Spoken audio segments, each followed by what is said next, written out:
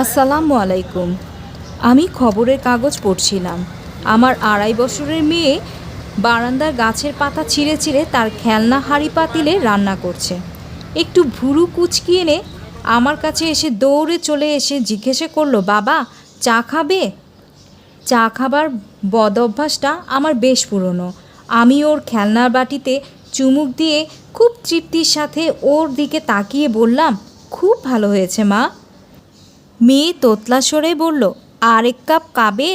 আমি বললাম, না মা, বাবা পড়াশোনা করছি, তাহলে নিদো খাও, শক্তি হবে। আমি ওর দিকে তাকালাম।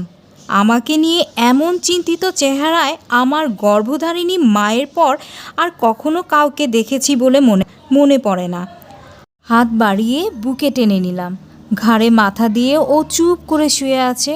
ওর মাথার ঘ্রাণটায় আমার চোখে পানি এসে পড়ল। আমার বিয়ের সময় বিদায়বেলা আমার শ্বশুর তার মেয়েকে বুকে জড়িয়ে কেঁদেছিলেন।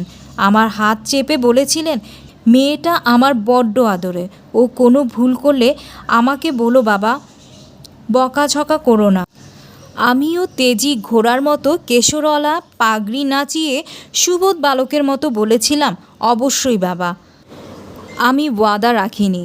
সংসার জীবনে চক্রবাদে আরেকজনের কন্যাকে কাঁদাই, হয়তোবা বকাঝকা করি, পুরুষোত্তর বাহাদুরি ফলাই। আমার স্ত্রী আজ আমার সংসার নিয়েই চিন্তিত। তার বাবার বৃত্তের বাইরে সে আজ তৈরি করেছে আলাদা বৃত্তবলদ। এই বৃত্তের কেন্দ্রে শুধুই আমাদের সন্তান আর বদমেজাজি আমি। কতটুকু স্যাক্রিফাইস করতে পেরেছি একজন নারীকে তা আমি জানি না। আমার ছোট মেয়েটা একদিন হয়তো আমাকে হাউমাউ করে কাঁদিয়ে আরেক বৃত্তে চলে যাবে। আমাকেও হয়তো আরেক যুবকের হাত ধরে সেই কথাগুলোই বলতে হবে, পুনরাবৃত্তি হবে।